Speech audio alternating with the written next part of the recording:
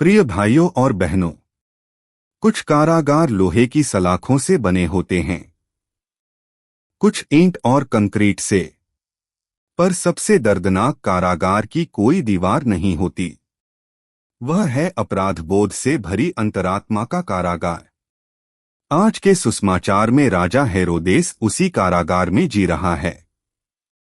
मत्ती हमें बताता है कि जब हेरोदेस ने यीशु के बारे में सुना तो उसने तुरंत कहा, यह तो यूहन्ना बपतिस्मा देने वाला है। वह मरे हुओं में से जी उठा है। यूहन्ना जीवित नहीं था, पर हेरोदेस की अंतरात्मा में यूहन्ना कभी मरा ही नहीं था। किसी नबी को चुप कराया जा सकता है, अंतरात्मा को चुप नहीं कराया जा सकता। आधुनिक मनोविज्ञान इसे नाम देने से बहुत पहले ही शेक्सपियर इसे समझ चुके थे। मैकबेथ में राजा डंकन की हत्या की साजिश रचने के बाद मैकबेथ को एक आवाज सुनाई देती है जो पुकारती है। मैकबेथ नींद की हत्या कर रहा है। उस रात के बाद उसे कभी चैन नहीं मिलता।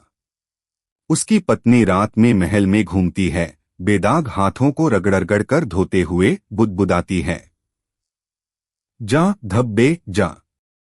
मैं कहती हूं जा। उसके हाथों पर कोई खून नहीं था, पर उसकी अंतरात्मा पर खून था। हेरोदेस की त्रासदी भी यही है। कोई अदालत से बच सकता है, जनमत से बच सकता है, यहां तक कि जेल से भी बच सकता है, पर जब तक हृदय स्वस्थ नहीं होता कोई भी अपने आप से नहीं बच सकता। हेरोदेस के पास वह सब कुछ था जिसे संसार सराहता है, महल, सत्ता, सेना, सेवक, प्रभा। पर उसके पास वह एक चीज नहीं थी जिसे पैसे से नहीं खरीदा जा सकता, शांति। ध्यान दीजिए, सुसमाचार उसे केवल दुष्ट के रूप में नहीं दिखाता। वह एक त्रासद पात्र है। मरकुस हमें बताता है कि हेरोदेस यूहन्ना का सम्मान करता था, उसकी रक्षा करता था, यहाँ तक कि उसे सुनना भी पसंद करता था। उसने पवित्रता की सराहना की, पर उसने कभी उसे अपने आप को बदलने नहीं दिया। हम में से कितने लोग यही विरोधाभास जीते हैं? हमें प्रेरणादायक प्रवचन अच्छे लगते हैं, हम आध्यात्मिक साधना में भाग लेते हैं, हम बाइबल में सुंदर वचनों को रेखांकित करते हैं, पर जब परमेश्वर कहते हैं क्षमा करो, ईमानदार बनो, उस पापपूर्ण रिश्ते को समाप्त करो, दोहरा जीवन जीना छोड़ो, तो हम अचानक चुप हो जाते हैं। हमें परमेश्वर की आवाज सुनना पसंद है, जब तक कि वह हमें बदलने के लिए न कहें। यूहन्ना का एकमात्र अपराध सच बोलना था। उसने बस इतना कहा, यह उचित नहीं है। कोई अपमान नहीं, कोई राजनीतिक अभियान नहीं, कोई घृणा नहीं, केवल सच्चाई। सच्चाई हमेशा खतरनाक रही है, क्योंकि वह सुविधाजनक पाप को बेचैन कर देती है। हेरोदियास यूहन्ना के तर्क को हरा नहीं सकी, इसलिए उसने संदेशवाहक को ही मिटाने का फैसला किया। इतिहास ने इस ढांचे को बार बार दोहराया है। सुकरात ने अपने विश्वास को नकारने के बजाय जहर का प्याला पीना चुना। डिट्रिश बोनहोफर अमेरिका में सुरक्षित रह सकते थे, इसके बजाय वे नाजी जर्मनी लौट गए और युद्ध समाप्त होने से कुछ हफ्ते पहले उन्हें मार दिया गया। संत ऑस्कर रोमेरो वेदी पर गरीबों की रक्षा करते हुए प्रवचन देते समय गोली मार दी गई।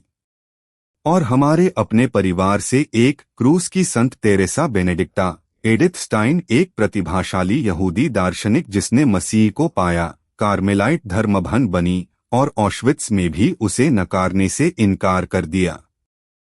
अलग अलग सदियां, अलग अलग दुनियाएं, पर एक सच्चाई समान। दृढ़ विश्वास की हमेशा एक कीमत होती है, पर ये सभी जीवन अपने से परे किसी की ओर इशारा करते हैं, उस एक की ओर जिसने केवल सच्चाई के लिए मृत्यु नहीं सही, बल्कि जो स्वयं सच्चाई है। मैं ही मार्ग, सत्य और जीवन हूँ। अब हेरोदेस और यूहन्ना को साथ खड़ा करके देखिए। हेरोदेस महल में, यूहन्ना निर्जन प्रदेश में। हेरोदेस राजसी वस्त्रों में, यूहन्ना ऊंट के बालों के वस्त्र में। हेरोदेस भोज की मेज पर, यूहन्ना टिड्डियों और जंगली शहद पर। हेरोदेस ने सेनाओं को आज्ञा दी, यूहन्ना ने अंतरात्माओं को आज्ञा दी। हेरोदेस ने अपना सिंहासन बचाए रखा, यूहन्ना ने अपनी सच्चाई बचाए रखी। कौन वास्तव में स्वतंत्र था? इतिहास हेरोदेस को एक शर्मनाक निर्णय के लिए याद करता है। कलीसिया यूहन्ना को एक विश्वासयोग्य जीवन के लिए याद करती है। महानता कभी इस बात पर निर्भर नहीं रही कि किसके पास क्या है। वह इस बात पर निर्भर है कि किसने समझौता करने से इनकार किया। यह एक डरावनी बात है, अंतरात्मा एक ही नाटकीय क्षण में नष्ट नहीं होती।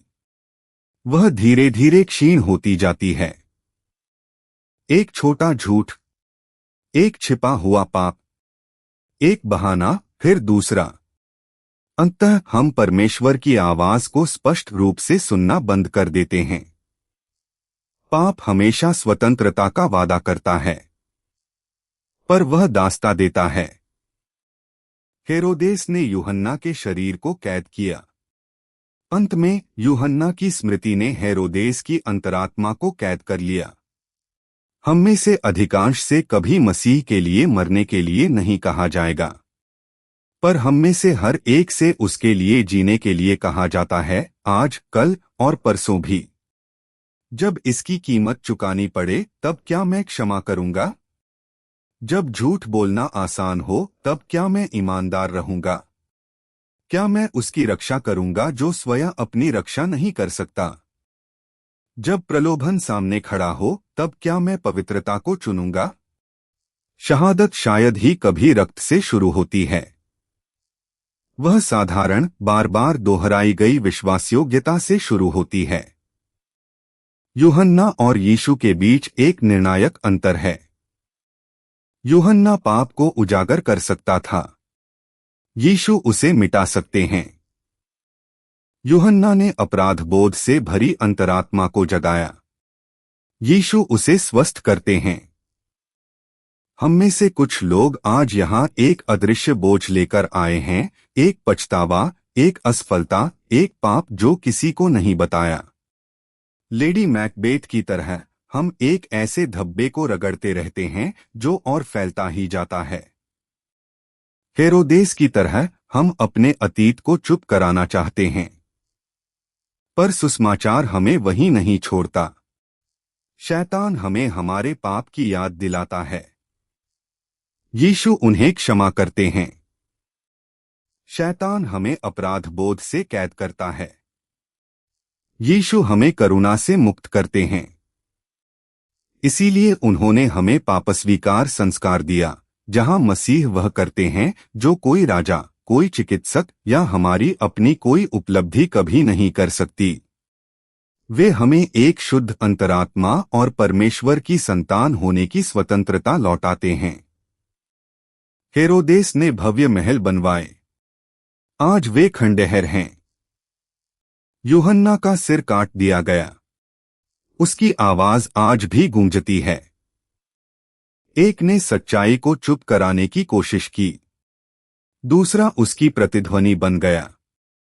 तो सुसमाचार हमारे सामने एक प्रश्न छोड़ता है, जब हमारे जीवन को याद किया जाएगा तो क्या वह सुविधा के लिए होगा या विश्वासयोग्यता के लिए?